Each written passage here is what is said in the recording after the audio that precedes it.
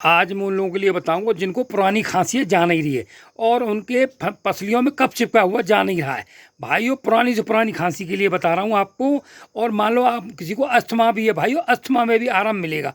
ये क्या पिपली है, पिपली की बेल है, ये लेडी पीपल भी बोलते हैं, काली पीपल भी बोलते हैं। आपको क्या करना है, 2 चम्मच रस इसका निकाल लेना है और 2 चम्मच रस इसका निकाल लें। 1 चम्मच रस अदरक का निकाल लें भाइयों, और 1 चम्मच रस तुलसी का निकाल लें। इन तीनों को मिला लें, उसमें 1 चम्मच शहद मिला लें। शहद मिला करके थोड़ा गर्म करके गुनगुना करके सुबह खाली पेट चाटें, इसी तरह शाम को खाली पेट चाटें।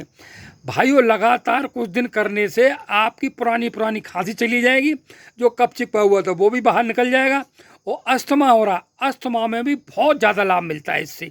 और ये देख लीजिए, कहीं भी मिल जाएगी आपको। इसे पिपली बोलते हैं, पीपल बोलते हैं, काली पीपल बोलते हैं। भाई, मेरा वीडियो अच्छा लगा लाइक करिए, शेयर करिए, फॉलो जरूर करिए। धन्यवाद।